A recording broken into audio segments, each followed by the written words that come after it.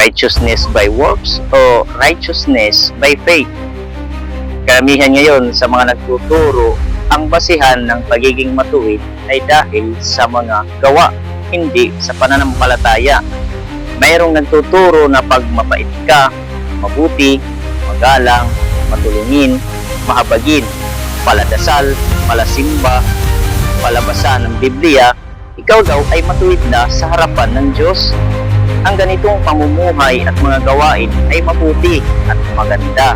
Pero ang mga ito ay hindi dahilan kung bakit ang tao ay itinuring na matuwid sa harapan ng Diyos. Ayon sa Roma chapter 3 verse 22, ginawang matuwid ng Diyos ang lahat sa pamamagitan ng kanilang pananampalataya kay Jesucristo. Walang pagkakaiba ang tao.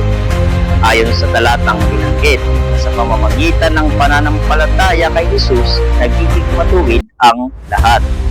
Tayo'y naging matuwid nang ang ating kasalanan ay inilipat kay Kristo at ang kanyang katwiran ay ating isinuot. Kaya tayo'y naging matuwid sa harapan ng Diyos. Salamat sa finished work on the cross. Ayon sa 2 Corinthians 5 verse 21, God made Him who had no sin to be sin for us, so that in Him we might become the righteousness of God. Kaya ang gawa ay bunga ng ang isang tao ay matuwid na dahil kay Jesus. Dahil sa kanyang tinapos na gawa sa cross, hindi naging matuwid ang tao dahil sa gawa. Ayon din kay Apostol Pablo sa Roma chapter 4 verse 3 to 6, ano ang sinasabi ng kasulatan? Si Abraham ay sumampalataya sa Diyos at dahil dito, siya ay tinuring ng Diyos na matuwid. Ang ibinibigay sa taong gumagawa ay hindi itinuturing na kaloob, kundi kabayaran.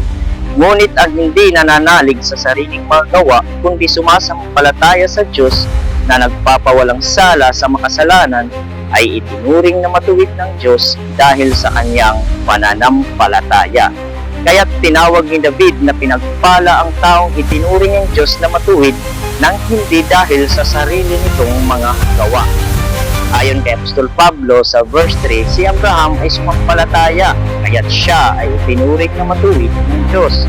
Sa verse 4, ang ibinibigay sa taong gumagawa ay hindi itinuturing na kaloob, kundi kabayaran. Sa verse 5, ang hindi nananalig sa sariling mga gawa, kundi sumasampalataya, ang itinuturing na matuwid ng Diyos.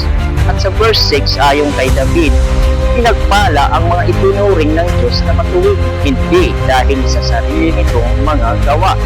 Kaya ang pananampalataya sa ginawa ni Kristo sa krus, ang tao itinuring ng Diyos na matuwid sa kanyang harapan. Kaya't sa tanong na, righteousness by works o righteousness by faith? Ang sagot ay righteousness by faith. Maraming salamat po sa inyong lahat. God bless you all.